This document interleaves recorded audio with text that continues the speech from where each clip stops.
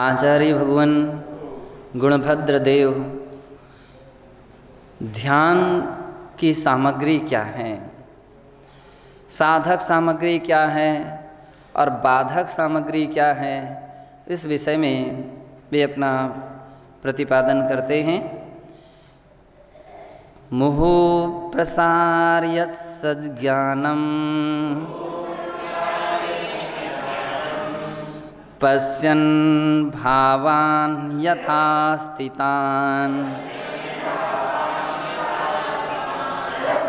प्रीत्य प्रीति निराकृत्य ध्यायेदध्यात्म विन्मुनिः। कहते हैं कि ध्यायेत अध्यात्म विन्मुनि, अध्यात्म विन्मुनि, अध्यात्म को जानने वाले, अध्यात्म की रुचि रखने वाले मुनि साधुजन होते हैं। वे क्या कहते हैं कि मुहु प्रसार्य सज्ञानम, मुहु यानी बार बार, सज्ञानम प्रसार्य, सज्ञान सम्यक ज्ञान को फैला करके, पश्यन् भावान यथास्थितम, यथास्थितान जिस रूप में स्थित, जैसे स्थित हैं ऐसे भावान यानी पदार्थों को पश्यन् वे देखते हैं। संसार के अनेक प्रकार के पदार्थ हैं, अनेक स्वभाव को लिए हुए हैं और उन पदार्थों को देख करके केवल ज्ञाता दृष्टा जैसी दृष्टि ही रखते हैं, ना कि प्रीत्य प्रीति निराकृत्य, उसमें प्रीति और अप्रीति, राग अथवा द्वेष का निराकृत्य, उसको निराकरण करके केवल ज्ञाता दृष्टा रहते हैं। निश्चित है संसार में हर किस्म के पदार्थ हैं, हर किस्म के व्यक्ति हैं। राग की भूमिका में व्यक्ति कहने लगता है कि वस्तु बहुत अच्छी है, और द्वेष की भूमिका में उसी वस्तु के लिए कहने लगता है बहुत बुरी है। सत्य है, वस्तु वस्तु है, वस्तु अच्छी या बुरी नहीं, हमारी दृष्टि अच्छी या बुरी होती है। समय समय पर हमारे भाव बदलते हैं और जैसे जैसे भाव बदलने लगते हैं हमारे लिए पदार्थ वैसा वैसा नजर आता है। अगर हम हरे कलर का चश्मा, हरा कांच वाला चश्मा पहन लेते हैं तो सारे पदार्थ हमको हरे कलर जैसे दिखने लगते हैं, हरे हरे दिखने लगते हैं। नीले कांच वाला चश्मा पहन लें तो यही पदार्थ नीले रूप में दिखने लगते हैं। लाल कलर का चश्मा पहन लें तो यही पदार्थ लाल रूप में दिखने लगते हैं। पदार्थ ना तो हरे हुए हैं, ना लाल हुए हैं, ना नीले हुए हैं। पदार्थ तो जैसे हैं वैसे वैसे यथावत हैं। केवल चश्मा का कांच चेंज होते रहने से वस्तु हमको वैसी वैसी नजर आने लगती है।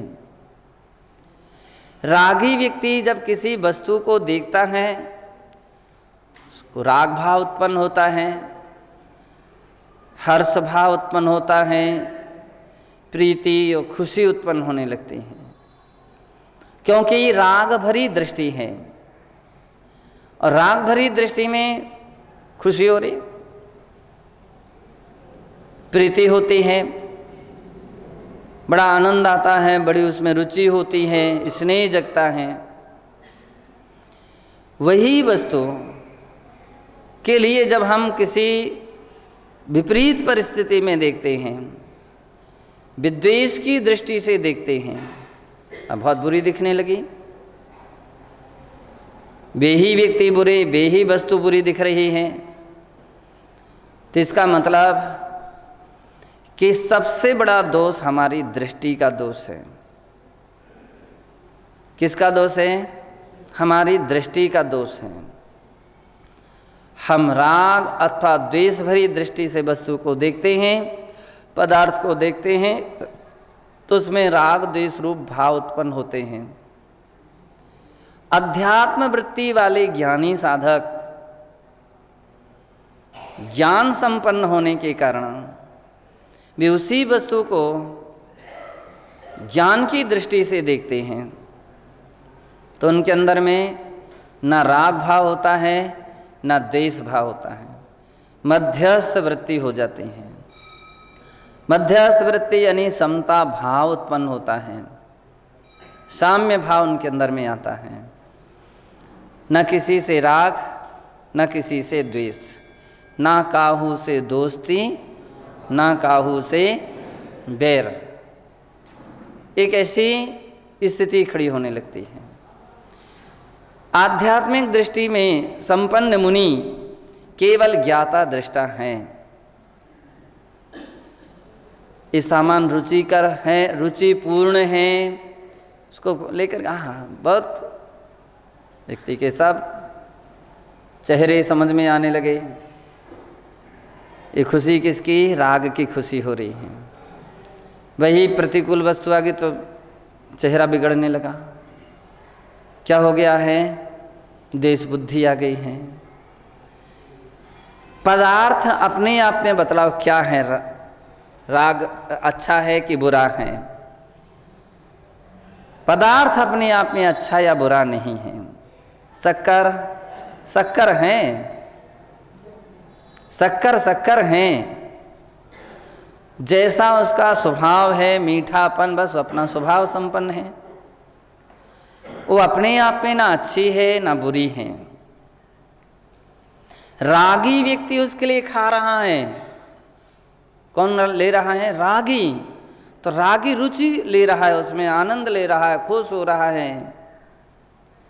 और वही शक्कर वीतरागी साधक संत जन साधु जन ले रहे हैं।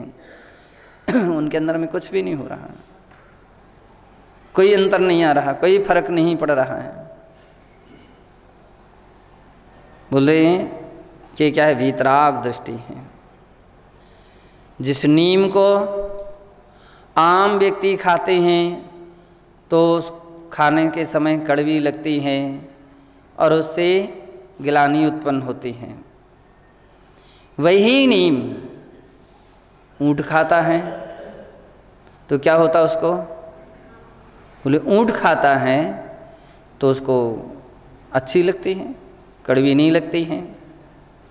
जो दूध स्वस्थ व्यक्ति के लिए अच्छा लग रहा है, वही दूध पित्त ज्वर वाले के लिए कड़वा लग रहा है। सत्य है, दूध अच्छा है कि कड़वा है?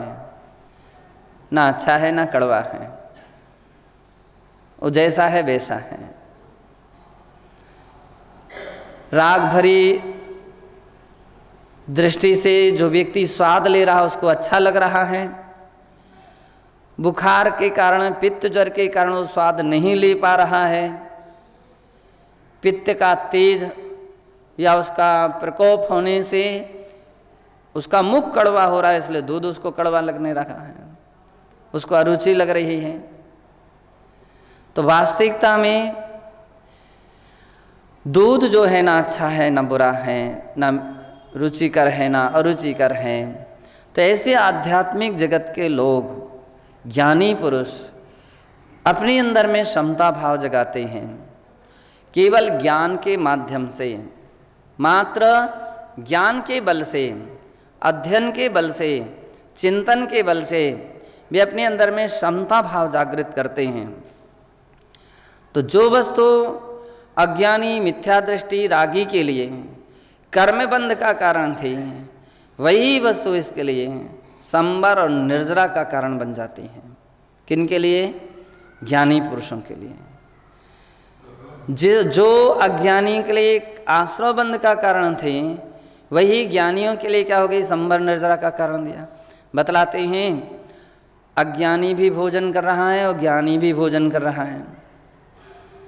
भोजन भी ज्ञानी पुरुषों के लिए संबर निर्जरा का कारण है। क्यों? उसमें राग नहीं है, आसक्ति भाव नहीं है, तो इसलिए वो संबर निर्जरा का कारण है। घर, मकान, स्थान, ये सभी के सभी अज्ञानी के लिए बंध के कारण हैं और ज्ञानी के लिए संबर निजरा के कारण हैं। ज्ञानी उन सब में संतुलन बनाए हुए हैं। पढ़ते हैं जीवे मरणे लाहा लाहे संजोग विप्य जोगेया बंधुरीश दुखादो समदा। बस ज्ञानी है ना, उसके अंदर में समत्व भाव बना हुआ है। सबसे बड़ी साधना योगियों की होती है, साधुओं की होती है, तो समता की साधना होती है, साम्यता की साधना होती है। वो अपने परिणामों का संतुलन बनाता है। क्या अपने अंदर के उत्पन्न होने वाले राग देशात्मक भाव हैं, उनको हम कैसे जीतें, परिणामों में जो उतार चढ़ाव आ रहा है उसका हम संतुलन कैसे बनाएं। किसी ने प्रशंसा कर दी, आप फूल गए गुब्बारे की तरह, और किसी ने थोड़ा सा ही आपका तिरस्कार कर दिया, बुराई कर दी, आप फूट गए। कैसे? साइकिल के ट्यूब की तरह, पंचर हो गई गाड़ी। जितने फूले थे उतने ही, और आपका चेहरा, आपकी सारी अवस्थाएं महसूस होने लगती हैं कि थोड़े से खुश तो आप इतने बेलेन हो जाते हो, और थोड़े से नाखुश तो भी बेलेन हो रहे हो। बैलेंस दोनों तरफ से बिगड़ा है, और बैलेंस जिसका बिगड़ता है वही गिरता है। मोक्ष मार्ग कैसा है? मोक्ष मार्ग तो वह जो नट होते हैं ना, जिस रस्सी पर चलते हैं, समझ ले उस रस्सी पर चलने की तरह मोक्ष मार्ग है। सिंगल मार्ग है, डबल नहीं जा सकते हो, बिल्कुल रस्सी पर चलने की तरह है। और रस्सी पर चलना बड़ी बात है, बैलेंस बनाना पड़ता है। हैं? जैसे नटनी या नट जो होते हैं वो क्या होते हैं, एक ही रस्सी पर चलते हो, कितना बैलेंस बनाते हैं। एक छोर इस तरफ है, एक छोर इस तरफ है, वो बीच में खड़ा हुआ है, और फिर भी रस्सी को हला भी देते हैं। वो बिल्कुल ऐसे ऐसे झूला जैसे झूल जाते हैं, फिर भी उनका बैलेंस बना रहता है। फिर भी उनका, मान लीजिए, सबसे बड़ी उसकी एकाग्रता पर निर्भर करते उसका कितना सुंदर बैलेंस बनाया है। चाहे वो बांस लेकर के हो या जो भी, वो बैलेंस बनाते हैं। अगर बैलेंस थोड़ा सा भी गड़बड़ा गया, इस तरफ तो इस तरफ गिरे, और इस तरफ हुए तो इस तरफ गिरे। ठीक इसी प्रकार से योगी जन संसार के मध्य से गुजरते हैं। एक और राग का गड्ढा है और दूसरी ओर द्वेष का गड्ढा है। बड़ी बड़ी खाइयां हैं, और उन खाइयों के मध्य से उस इकलौते मान लीजिए मार्ग से गुजर रहे हैं, तो कितना बैलेंस बना करके चलते हैं कि ना हम इस तरफ पहुँचें और ना इस तरफ गिरें। ये बैलेंस बनाना तो मतलब कौन बना सकता है? ज्ञानी पुरुष बैलेंस बनाते हैं, अज्ञानी नहीं बनाता। वो तो गिरता ही है और गिर ही रहा है। ज्ञानी संतुलन करता है। किसके द्वारा संतुलन करता है? तो बोले ज्ञान के द्वारा। ये संतुलन कैसे बन सकते हैं? परिणामों में साम्य भाव कैसे आ सकते हैं? बोले साम्य भाव जो आ सकते हैं तो ज्ञान के द्वारा ही आ सकते हैं। केवल थोथा ज्ञान नहीं होना चाहिए, केवल रटा हुआ ज्ञान नहीं होना चाहिए, केवल प्रवचन और केवल मान लीजिए चर्चा का ज्ञान नहीं होना चाहिए। जो अपने चिंतन का मनन और मंथन पर ज्ञान है, इसके द्वारा व्यक्ति क्या होता है? बैलेंस बनाता है। इसलिए कहते हैं कि स्वाध्याय केवल रटने के लिए नहीं, सुनने और सुनाने के लिए नहीं, स्वाध्याय आत्महित के लिए होना चाहिए। स्वाध्याय, क्या नाम उसका? स्वाध्याय, अपनी आत्मा का अध्याय, अपनी आत्मा का अध्याय है, अपनी आत्म कल्याण का अध्याय है, अपनी आत्मा के हित का अध्याय है। तो जिसके माध्यम से साधक आत्महित की पथ को चयन करता है, चिंतन करता है, मनन करता है, तो उसके जीवन में परिवर्तन आता है, उसके जीवन में क्या होता है? बदलाव आता है।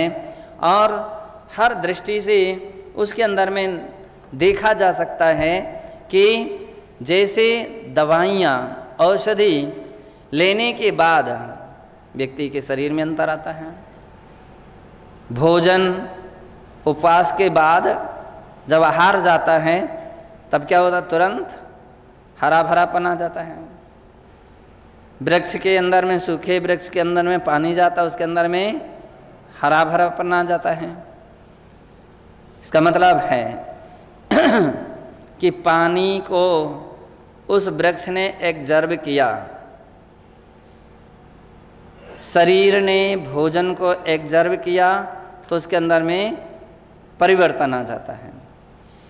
ठीक इसी प्रकार से स्वाध्याय किया है आपने, अध्ययन किया है, तो जो एब्जॉर्ब हुआ है, आत्मसात हुआ है, तो आप परिवर्तन देखिए हर दृष्टि में, उसके अंदर में बदलाव, मन में, वचन में, काय में, चर्या में, बोलने में, खाने में, पीने में, हर दृष्टि में परिवर्तन नजर आ गया। इसका मतलब है कि अध्यात्म का रस, अध्यात्म का जल उस व्यक्ति की आत्मा तक पहुंचा है और उसके कारण से इसमें परिवर्तन आया है।